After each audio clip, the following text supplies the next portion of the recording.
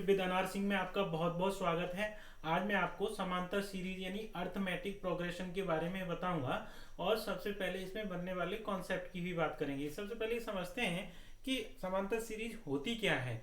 देखिए, शब्दों से ही आपको पता चल रहा होगा कि जिस सीरीज में पदों का अंतर कैसा होता है, समान होता है, उसे हम समांतर सीरीज के नाम से जानते हैं, यानी समांतर श्रेणी के नाम से जानते हैं। अब ये समान अंतर किस तरह से होता है, कौन कौन से व्यापक पद होते हैं, पदों का योगफल क्या होता है, इसमें बनने वाले सारे कॉन्सेप्ट की हम बात करेंगे। कौन कौन से इसके कॉन्सेप्ट होते हैं, अक्सर परीक्षाओं में इससे क्वेश्चन पूछे जाते हैं। तो सबसे पहले ये समझते हैं कि हमारा अगर nth टर्म होगा यानी tn टर्म होगा, जो हमारा श्रेणी का n वाला टर्म होता है, इस टर्म में से एक टर्म पहले का टर्म अगर हम घटा दिया जाए, यानी एक टर्म पहले यानी tn-1, तो ये हमारा अचर होता है, यानी ये कांस्टेंट होता है।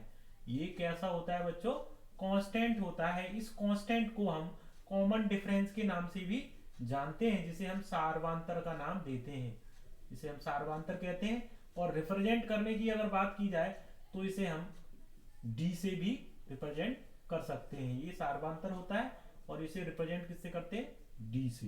तो ये हमारी क्या होती है, सीरीज में पद कांस्टेंट रहता है। जैसे मान लीजिए कोई भी सीरीज ले लेते हैं हम, जैसे सिंपल, हम एक एग्जांपल के थ्रू ये समझाता हूं मैं आपको बेसिक से। जैसे 1 है, 1 के बाद ऑब्वियसली आप टेबल में देखते हैं 1 के बाद 2 आता है, 2 के बाद 3 आता है, 3 के बाद 4 आता है, एक्सेट्रा, इस तरह से आते हैं। अब इनमें देख रहे होंगे, इनमें जो अंतर है वो कितना है? 1 है। इन दोनों में भी अंतर कितना है? 1 है। इन दोनों का डिफरेंट कितना है? 1 है। यानी ये जो अंतर है ये विल बी कांस्टेंट, ये सारा कांस्टेंट रहता है। इस टाइप का जो डिफरेंट होता है वो कांस्टेंट होता है, बट इज कॉल्ड एपी, यानी अर्थमेटिक प्रोग्रेशन के नाम से इसे जानते हैं। और भी दे सकते हैं, अगर कोई भी सीरीज हो, अगर ऐसे ले 2 है, 4 है, 6 है, 8 है, तो इसमें भी अगर देख रहे होंगे आप, तो इसमें कितना कितना डिफरेंट है? इसमें 2 का है, इसमें भी 2 का है, इसमें भी 2 का है। तो ये क्या है? कॉमन डिफरेंट है। ये भी क्या है? कांस्टेंट है। तो इस टाइप की सीरीज को आप क्या कहते हैं? समांतर सीरीज। कुछ भी हो सकती है, जैसे मान लीजिए 1 है, 3 है, 5 है, 7 है, कुछ भी इस तरह से ले सकते हैं। तो इसमें भी 2 2 का डिफरेंट है। तो इस टाइप की सीरीज क्या होती है हमारी? मान लीजिए हमने ले लिया ए है, ए प्लस डी ले लिया, नेक्स्ट हमने ए प्लस 2d ले लिया, फिर नेक्स्ट इस तरह से लेते जाएंगे। तो ये देखेंगे इन दोनों में डिफरेंट कितना है? इसमें डी का है, ठीक है।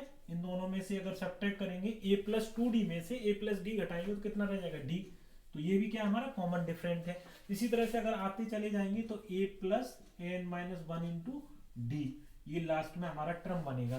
तो कोई भी सीरीज अगर लेते हैं तो उसमें अगर हम nth वाला टर्म निकालते हैं, tn हमारा प्रारंभ से टर्म निकालेंगे, तो a plus n-1 into D, ये हमारा प्रारंभ से टर्म बन जाता है, जिसे हम समांतर सीरीज के प्रारंभ से हम इसको यूज करते हैं। एन हमारा यहाँ पर nth वाला टर्म है, ये हमारा प्रथम पद होता है। यहाँ लिखेंगे, आप समझेंगे इन चीज को। ये हमारा प्रथम पद हो गया, यानी फर्स्ट टर्म हो गया ये। और हमारा n जो हो गया, नंबर ऑफ टर्म्स हो गए, कुल पदों की संख्या हो गई n हो गई पदों की संख्या। जितनी भी संख्या होती है उसको हम n के रूप में रिप्रेजेंट करते हैं, नंबर ऑफ टर्म्स। डी आपको पता ही है, डी कॉमन डिफरेंट है सार्वंतर के नाम से, जिसे हम जानते हैं। ये हमारा सार्वंतर हो गया। ये हमारा प्रथम पद से है, यानी प्रारंभ से। अगर अंत से अगर बात करें tn, तो ये हमारा हो जाएगा a, अंत से लास्ट टर्म के लिए हम l ले लेते हैं, l n-1 इंटू डी, ये हमारा अंत से टर्म बन जाएगा, यानी ये लास्ट टर्म से ये बन जाएगा अंत से।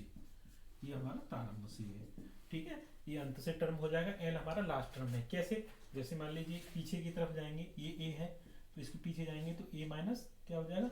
एल हो जाएगा। फिर इसके पीछे जाएंगे तो ए माइनस 2l हो जाएगा। तो यहाँ पे डिफरेंट क्या होता है? घटते हुए चले जाते हैं। तो इस टाइप से ये सीरीज में हमारा अंत से ये टर्म आपको यूज करना है। अब आपको ये भी देखना है इस कॉन्सेप्ट में कि हमें पदों की संख्या के लिए योग के सम ऑफ n टर्म के लिए क्या लगाते हैं? तो n/2, फिर 2a plus n-1 into D, ये लगा देते हैं। या आप लगा देते हैं n/2 first term plus last term, ये भी आपको लगा सकते हैं। आइए, आपको क्लियर हो रहे होंगे कि एपी में आपको प्रारंभ से कौन से टर्म यूज करना है, लास्ट से कौन सा टर्म यूज करना है, और इसके बहुत सारे ट्रिक हैं। लीनियर व्यंजक क्या होते हैं, क्वाड्रिक व्यंजक में किस तरह से सार्वधातुक निकालते हैं, उसके लिए मैं नेक्स्ट वीडियो में आपको बताऊंगा। आई होप आपको ये बेसिक समझ में आया होगा। मिलते हैं नेक्स्ट वीडियो में। जय हिंद।